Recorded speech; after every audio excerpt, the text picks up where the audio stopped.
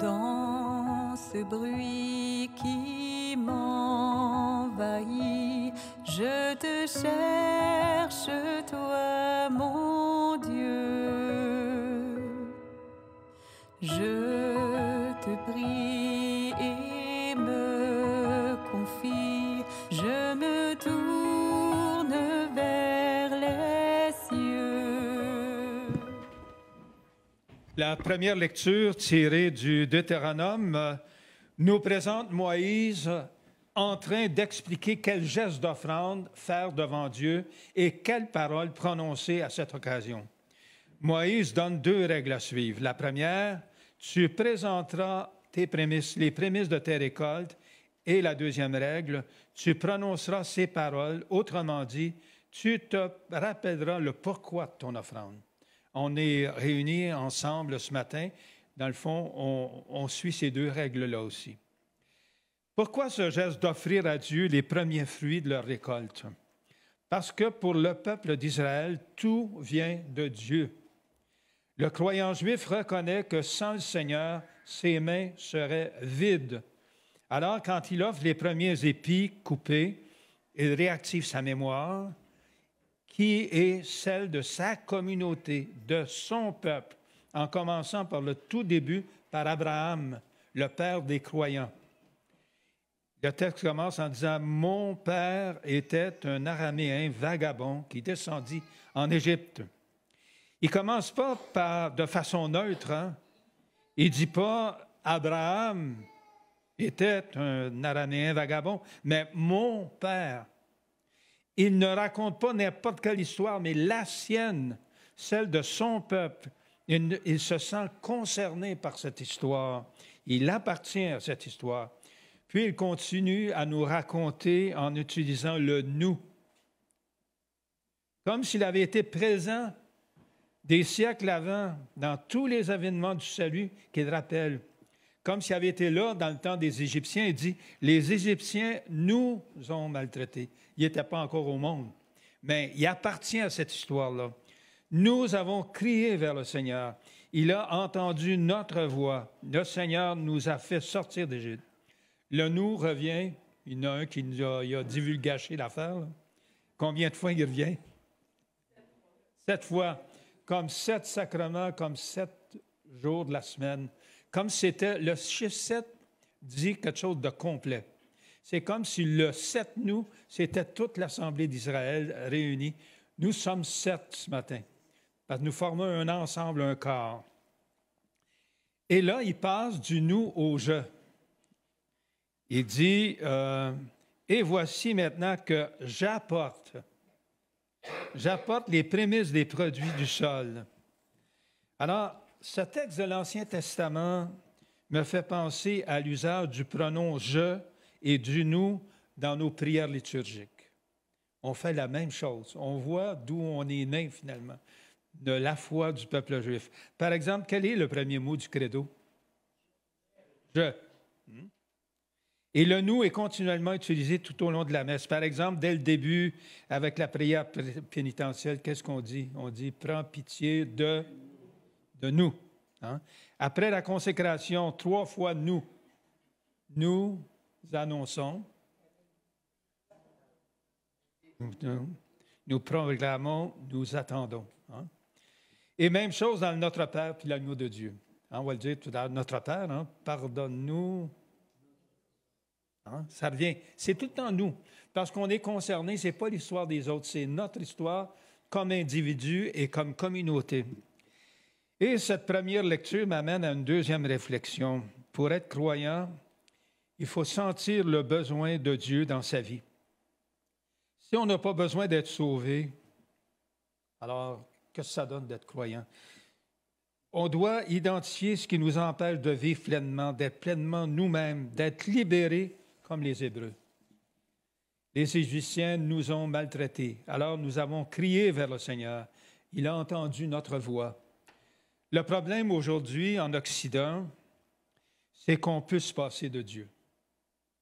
Dans nos pays, quand on jouit d'un bien-être économique et que la course au loisir et à la consommation occupe le meilleur de notre temps, on peut très bien vivre comme si Dieu n'existait pas. D'ailleurs, les enquêtes, quand on les suit un peu, les sondages, on voit qu'il y a beaucoup d'incroyants aujourd'hui au Québec et partout en Europe et en Amérique du Nord. Difficile d'avoir besoin de Dieu quand tous nos paradis artificiels nous empêchent de nous brancher sur nos manques les plus fondamentaux.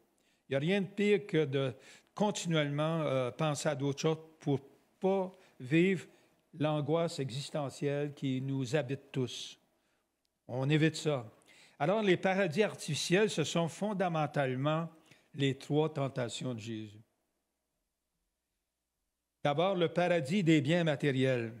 Rêver du pouvoir absolu sur la nature pour produire des biens de consommation jusqu'à faire dérailler les écosystèmes. Hein? Il dit, la pierre, là, fais donc du pain avec ça, comme on a mis. Et un exemple de ça récemment, drill, baby, drill. Fais des forages, qu'on trouve plus de pétrole, de gaz et au diable la planète. Vive le capitalisme sauvage. Cette tentation-là est bien vivante quelque part au sud et aussi au nord. La deuxième, c'est le paradis du pouvoir. Pouvoir sur les personnes pour les mettre à notre service plutôt que de se mettre à leur service quand ils ont besoin de nous. Encore une fois, l'exemple, on la voit 10 fois, 15 fois, 100 fois à la télévision. Alors, tu fais venir le président Zelensky au bureau ovale et tu le forces à signer un document pour lui extorquer des minerais rares de l'Ukraine. Je ne l'invente pas, je l'ai vu 1000 fois comme vous autres. Et troisième tentation, le paradis sans Dieu. Puisqu'on croit que la technologie va résoudre tous nos problèmes, y compris la mort. Mais il y en a qui pensent qu'on peut éviter la mort et vivre éternellement. Hein? Vive l'intelligence artificielle et la haute technologie, comme clament les prétendus scientifiques transhumanistes. Je ne sais pas si vous avez déjà vu ce mot-là, là, le transhumanisme. Alors, ces gens-là rêvent de transplanter leur cerveau dans des robots et ainsi devenir des robots éternels.